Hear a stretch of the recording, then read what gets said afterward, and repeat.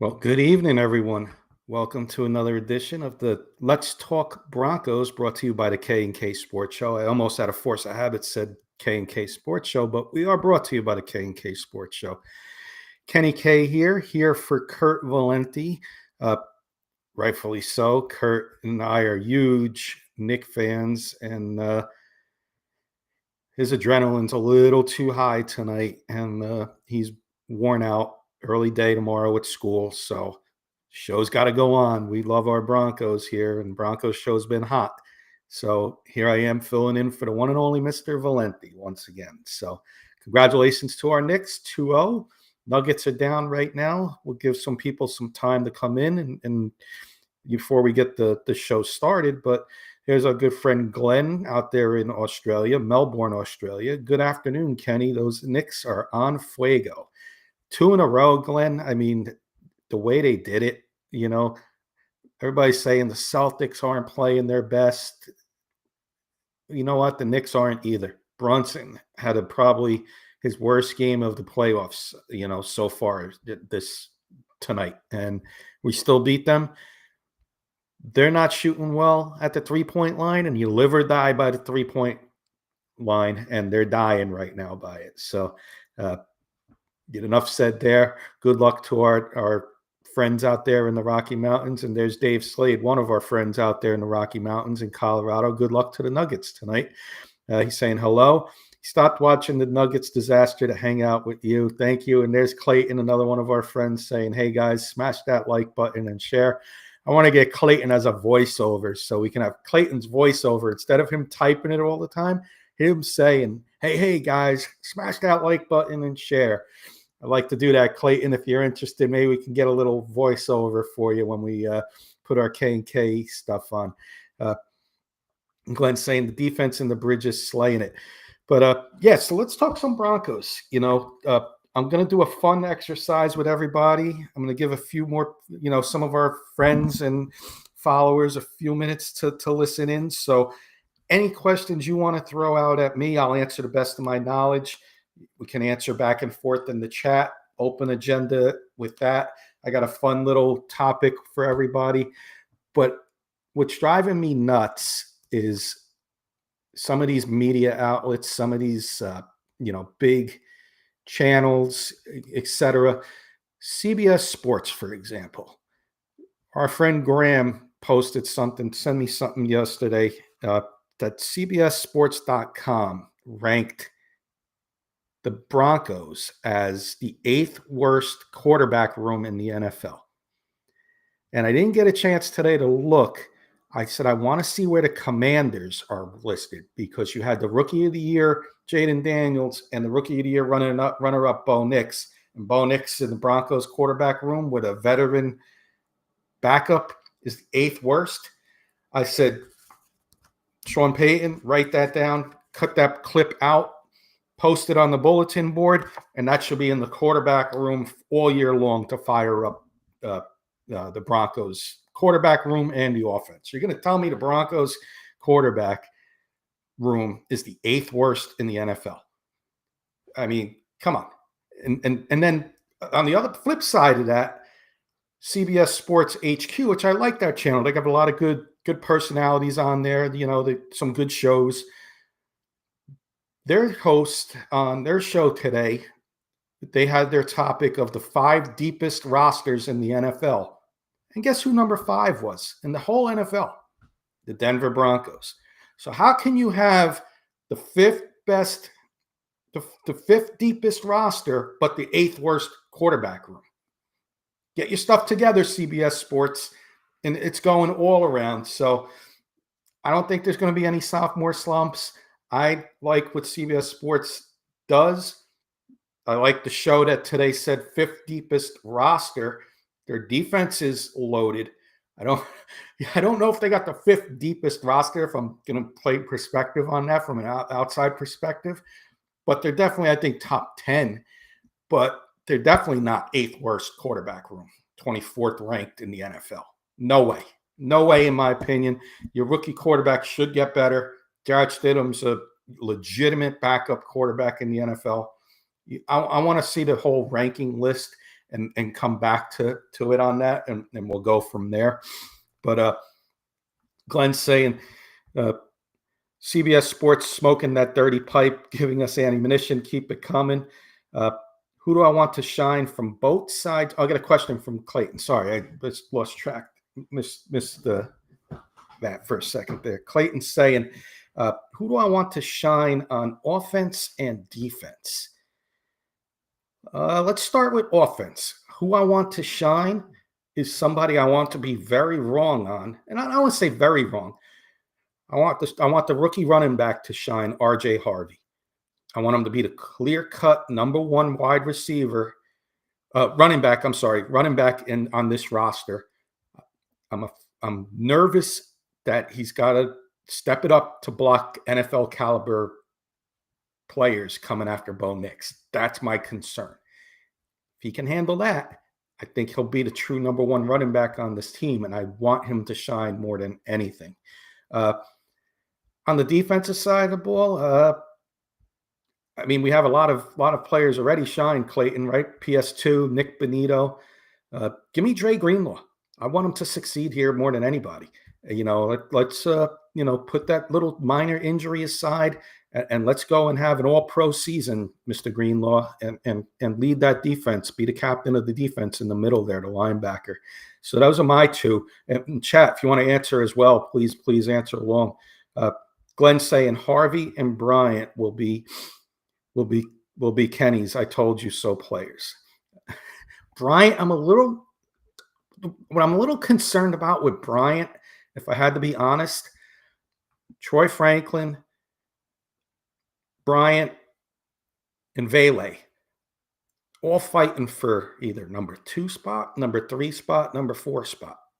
If they all have similar preseasons, in training camps, it's got to be Vele, Franklin, Bryant. So Bryant may end up starting like the 4th or 5th wide receiver on this team. I mean, he's, in my opinion, to start the season, he's going to have to really outshine these other guys to get the #2 or #3 spot. And Glenn's saying Bryant is #2 now.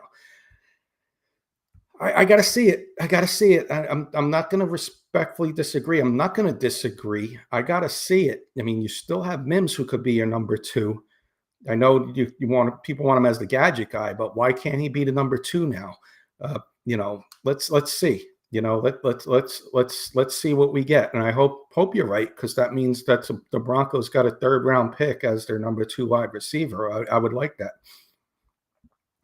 And there he is, Mr. Valenti, coming off that emotional Knicks win once again. He said, MSG, Madison Square Garden, going to be absolutely rocking Saturday. Let's go. Kurt, we miss you tonight. We got some friends out here hanging out with me, and I know you'll be on soon with everybody as soon as this, in the upcoming weeks, once school is over and once basketball season's over, you'll be back with your fans every week going forward. So we will see you soon, my friend. And go Knicks is right. Let's go Saturday night. Let's go up 3-0. Why not? I said why not tonight 2-0. Why not 3-0? And Kurt's saying Broncos will be making an absolute blockbuster move before the deadline. Running back or wide receiver, big-time player, mark it down. Does that mean R.J. Harvey, Kurt, doesn't, to pair him up with R.J. Harvey, or is it because R.J. Harvey not doing what you expected? I could see running back even before the season starts. Somebody gets released, maybe a trade. I mean, the Cowboys just traded for George Pickens today. So don't count a trade out from these guys that have been mentioned in trades. Kenneth Walker, Breece Hall, I don't think he fits. But, watch out for Kenneth Walker. I'm not counting that out yet. I really am not. No problem, Kurt. Saying thank you for doing the show. All right, everybody. I'm going to give everybody about a minute, around a minute, maybe a little less. If you want to play along, grab some paper, grab a pen. NFL schedule release is coming out next week, and I thought this would be fun to do with everybody. I'm going to predict the Broncos schedule. I'm going to write down my picks. I got graphics for everybody.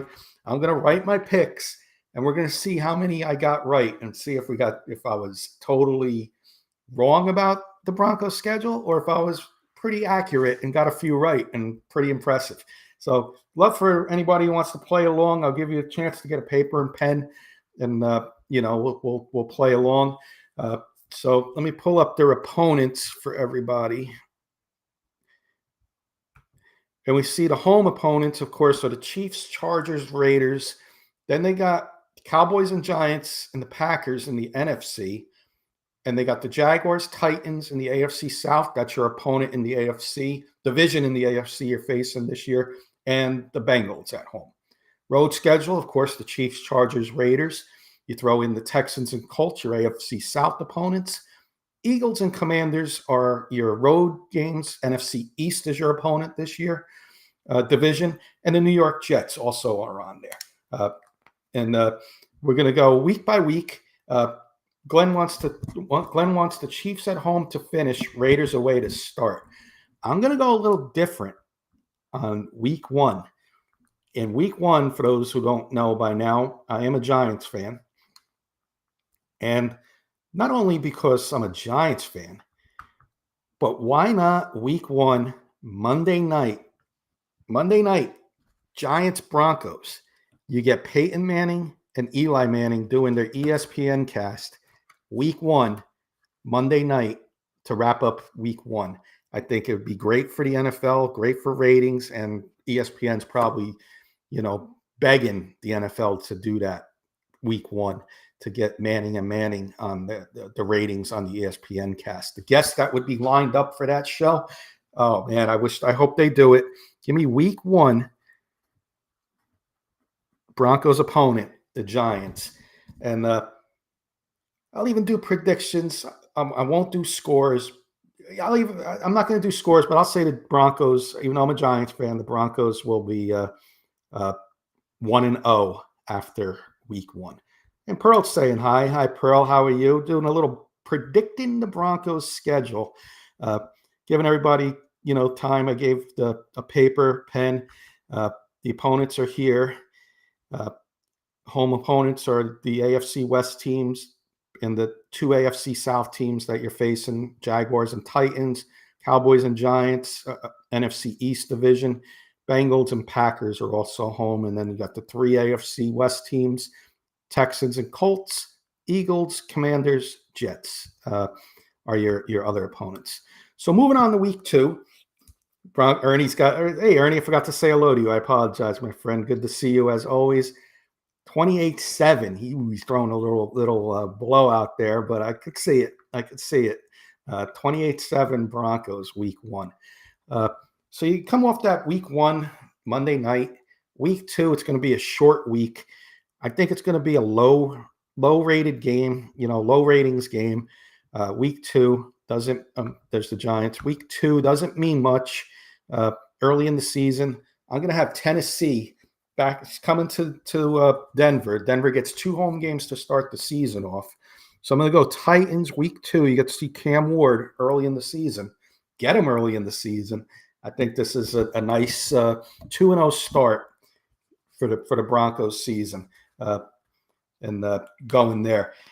Good friend Mark Calderio saying Gabe Davis just got released by the Jaguars. Should the Giants sign him, that would be a nice pickup for them in second wide receiver. We need one. I could see the Giants picking up Gabe Davis, Mark. I could see it for sure. Definitely need some veterans. Well, so look out for Keenan Allen. That's who I would like for the Giants, to be honest with you. Glenn's saying Rams play a home game on Melbourne in 2026. Broncos are an away opponent that year. Man, that'd be awesome for you, Glenn, if they can get there for you. Let's send that out. Send it out that there's a lot of Bronco fans in Melbourne, Australia. Maybe right to the NFL. Maybe you can get the Broncos on that ticket there. That'd be fun for you. Let's have our fingers crossed. So we got the Broncos 2-0, and we scratch off the Giants and the Titans. So after 2 home games, they got to go on the road, and rightfully so. So after 2 home games, You're going to get your first road game, and it's going to be a division game. And we're going to go week 3, travel to the Las Vegas Raiders, house divided. Why not early in the season? You get a division rival after 2 nice wins against 2 lesser opponents, Giants and Titans. You get your first division. You get to see Ashton Janty week 3. It's a nice schedule for the Broncos. The Broncos are going to be 3-0. I got to say it. This is my prediction, Raiders. And again, anybody who wants to play along, I'm writing my picks down. Next week's schedule release on the 14th. Next Wednesday night, we will know. I will have my list here. We'll see how many of the 17 games I actually get right. I'm going to say I'm going to give myself. I'm going to say I'm going to get myself 5 games right. I'm going high. 5 out of 17, I'll have exactly right where they're going to play. Good friend Peter Johnson saying hello. I think we open with the Commanders next season. Bo versus Jaden Daniels to kick it off would be fun. I think you guys are going to like where I have the Commanders listed, Peter, but that would be fun. My week 1 is Giants. Why not have Eli and Peyton duel it out on ESPN 2 on their podcast, the Manning cast, they call it. But that would be fun, week 1. So we got the Raiders week 3. And he wants to open at Arrowhead versus the Chiefs. You want to get it right out of the way week 1. I like that. I like that too. And Eddie's saying, who authorized this? Kurt authorized it, sis. Kurt authorized it. So we got Giants week 1. We got Titans week 2. We got Raiders week 3. Away week 3, I should say. So 2 home games, an away game. We're going to move on to week 4. And week 4 is going to be a tough one. Week 4, you're going to go to the Philadelphia Eagles. But it's going to be a 4 o'clock game. It's going to be a 4 o'clock game. It ain't going to be one of those disastrous 1 o'clock games where you don't have a chance. But this is going to be your first tough one, back end of a road. I could see them doing that. Broncos haven't traveled much. They go to the Raiders week 3. Then they send them to the Eagles week 4. Tough game on the road. Broncos' first loss of the season. So we got them 3-1 to start the season. And nothing wrong with that. If you're going to go, to play a tough team on the road, maybe you can get those wins before that. I like that three-game stretch to start the season. If my predictions are right, Giants, Titans, Raiders on the road, you get a tough one in the Eagles, come home 3-1 and go from there. And there's Ernie, 32-31. Let's go, Ernie. The Broncos over Eagles. I would take that all day. So now, like I said, we come back home. It's week 5, I should say. You get another tough one. Bengals are coming. I'm going to say this is going to be a tough stretch of the schedule. You always have a tough stretch of your schedule. So you got Raiders on the road, Eagles on the road. You come back for the Bengals. And this is going to be a Sunday night game. Broncos are going to have some primetime games this year. They were in the playoffs last year. This is going to be a primetime game. Get your tickets, Sunday Night Football. Bengals at Broncos, week 5. Bengals come in. Broncos get the win. Broncos, 4-1, everybody. 4-1. We're going to move on to week 6. Right? Week 6. Yeah, we're on week 6. We got the Broncos 4-1. It's going to be a first divisional game at home. And again, this was the tough start. This is the tough stretch of the schedule. And every team has one. This is the Broncos gauntlet. This is the LA Chargers coming to the Broncos. And this is going to be the rivalry going forward in the AFC West, in my opinion. These teams are going to be a new rival. Chiefs are getting older. Broncos and Chargers are the 2 teams fighting to catch the Chiefs. Broncos get this one at home. They keep their fans happy. We're off to a hot start, Bronco Nation, Bronco Country. Sorry, Bronco Country. We're off to a hot start. We're going 5-1, and Bo Nix is front runner for MVP. Let's go. Why not? Glenn saying we owe the Bengals no fly for T and Chase. It's going to be fun to see what. Hey, Chase didn't do anything versus PS2 last year. Now you can bring in Barron to pair up with Riley Moss in the back end there in the secondary. T. Higgins going to struggle as well. I really like the Broncos' chances over the Bengals for sure. And Herbert versus Knicks rivalry. That's going to be a big one. Big one. You got Herbert versus Knicks, both Oregon quarterbacks, Glenn, right? They're both at Oregon. So that's going to be a rival to watch for years. And Ms. Pearl's being honest. She's saying Bengals iffy. It could go either way. It could. Bengals are going to be a tough team with their offense.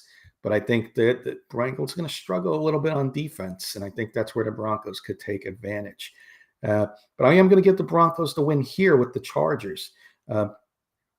Middle of the season, still early part of the season, second quarter of the season, week 6. I'm going to give the Bengals the Broncos the win here, and we're off to a really hot 5-1 start.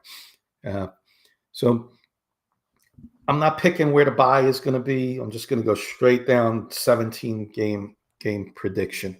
On where they're playing. So when I say week 5, week 6, their 6th opponent that they're facing. So we won't predict where the bye is because that'll be too hard. So after that, I got the Broncos going on the road and getting what you think would be a relief. This is going to be that 1:00 disaster. And Broncos and every team has one of those letdown games every year. You come out of that gauntlet 3-1. You beat the Raiders. You beat the Bengals. You beat the Chargers. You lost to the Eagles. You got a 1:00 start after beating the Chargers in a hard-fought victory. This is going to be the letdown. The Jets in an ugly win in just like last year when the Broncos beat the Jets 10-9, similar fashion, 14-13 type of game.